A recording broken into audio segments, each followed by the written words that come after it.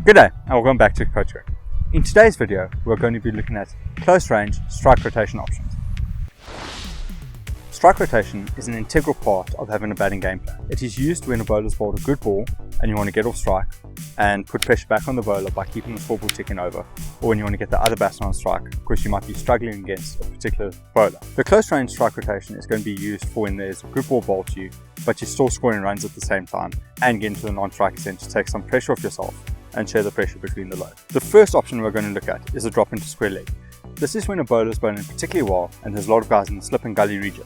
This means that there is a gap at square leg that is going to be left exposed and open as an option for runs. How you're going to do this is you're going to try and work hard into the channel of the ball and get it in line with your front hip, still looking to play with a straight bat, making contact nice and late by letting the ball come to you, and then as it's bat you just go with the motion and try and get it nice and square. Your goal for this is not to work it square, but it's to allow the ball to go to square on its own. You're going to get either single if you do it well, and sometimes if it does go a bit further, with mid-wicket having to work hard and fine leg having to work hard, you can even maybe double up and keep the pressure building that way. Important to note is that though you are moving into the channel, your head needs to stay in line with your body and with the ball, and the bat needs to stay as open face as possible for as long as possible. And you want to feel the contact of ball onto bat and not bat onto ball. The second option we are going to look at is very much the same as the first option. Just you're going to be looking at dropping it a couple of meters away from you between cover and point. This is called a single pocket. If you think about a pocket, and if you think about the fielders, there's as much of a gap between the fielders as there is between you and the fielder.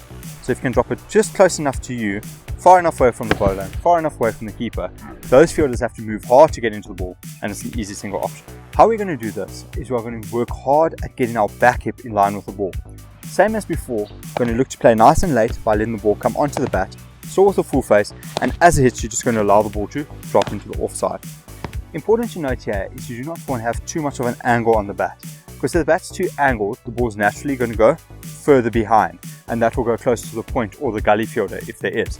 So a nice full face with the bat facing more forward with maybe a slight angle, dropping it about 3-4 meters away from you into the pocket between cover and point, and run an easy single there. It's important to have soft hands for this, as you still want to feel the ball onto the bat and not the bat onto the ball. So the bat needs to be still, the hands need to be nice and loose on the bat.